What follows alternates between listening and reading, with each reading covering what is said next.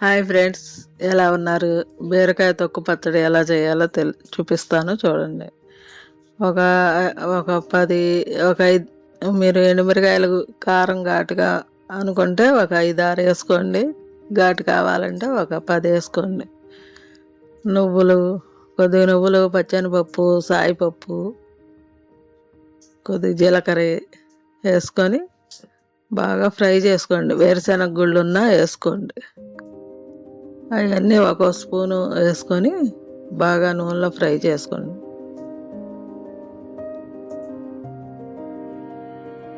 అవి దోరగా వేగిన తర్వాత ఇప్పుడు మనం బీరకాయలో చెక్కు తీసి పెట్టుకున్నాను. ఆ తొక్కు బాగా శుభ్రం కడిగేసేసి ఆ తొక్కు కూడా వేసేసుకోండి. అందులో నూనెలోనే వేగిపోవాలి. అది కూడా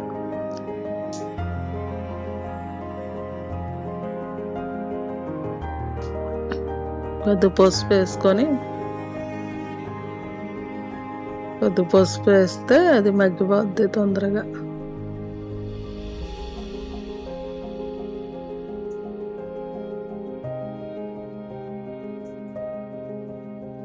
అది పసుపు వేసుకుంటే తొందరగా మగ్గిపోద్ది.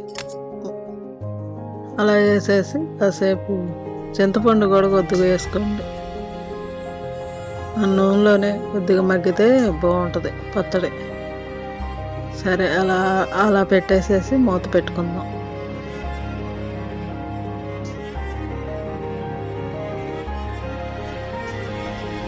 ఒక 5 నిమిషాలు మూత పెట్టుకుంటే మనకు అదంతా పూర్తిగా మగ్గిపోయి నూనె తేలిద్ది. చూసారా ఫ్రెండ్స్, అలా మగ్గిపోయింది. ఇప్పుడు బాగా మగ్గింది కాబట్టి స్టవ్ ఆపేసుకొని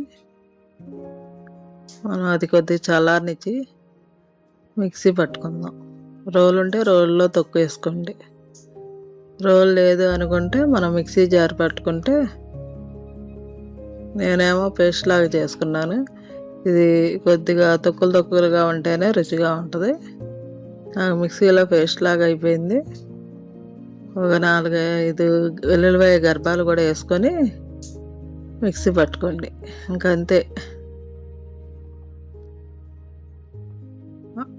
ఒక 5 నిమిషాల్లో మనకు మిక్సీ పట్టేసుకున్నాము. చూసారా, అలా మెత్తగా అయిపోయింది. మీరు రోట్లో తొక్కునేటట్టయితే మనం చెక్క పెద్దగా తొక్కుగా ఉంటుంది. అలా చేసుకోండి. ఇంతే ఫ్రెండ్స్, ఈ పచ్చడి ఇలా చేసుకోవాలి. తొక్కు పచ్చడి నేను చేశాను. ఎలా ఉందో మీరు కామెంట్ రూపంలో చెప్పండి. ఓకే ఫ్రెండ్స్, ఉంటా ఫ్రెండ్స్. లైక్ చేయండి, షేర్ చేయండి, సబ్స్క్రైబ్ చేయండి. బాయ్.